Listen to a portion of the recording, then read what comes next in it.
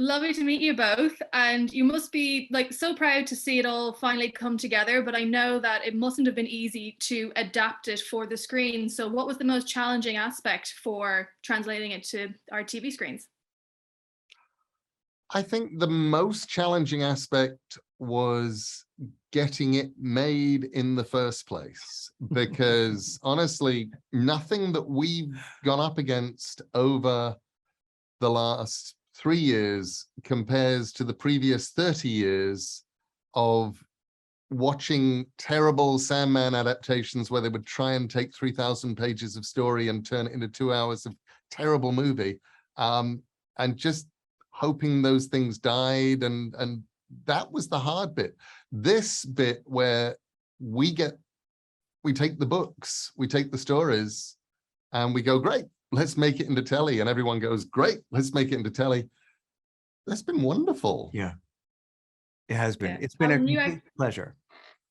I was gonna say, Alan, you actually said that getting this job was actually a dream come true for yourself. So like no pressure considering Neil is like right next to you, but you know, has it lived up to those expectations? It absolutely has. Beyond. It's gone beyond. To be a young writer, because I was sort of a young playwright in New York as I was still reading Brief Lives. And, you know, I remember feeling like I would so love to be the one to, you know, it will definitely happen before I'm in a position where I'm able to, and I'm jealous of whoever gets to do it. So I can't sort of believe that the timing worked out the way that it did. And I so admired him and learned so much from him, you know, in that period and the whole time I've been reading his books. So to be able to actually work with him as intimately as we've been able to do, and you know, he continues to teach me things every day that not just about Sandman, but about the world and about life. But it's been such a unique and powerful force in my life personally, just having him in my life. So it's deeply professionally satisfying and personally very rewarding in ways that I could never have wished for, you know, so. And because there is so much source material to play with, what can we expect from season 2? Because I know it hasn't been announced yet, but I'm going to say wink, wink, nudge, nudge, and assume that there is going to be one. You know, if the level of enthusiasm that we're hearing from all of the people like you who've seen advanced episodes is any comparison to what happens when it goes out into the world, then there probably will be a season 2. We just carry on. I mean, the wonderful thing about Sandman is it is a 3,000-page story, and we've covered from that the first 400 pages. So we just keep going.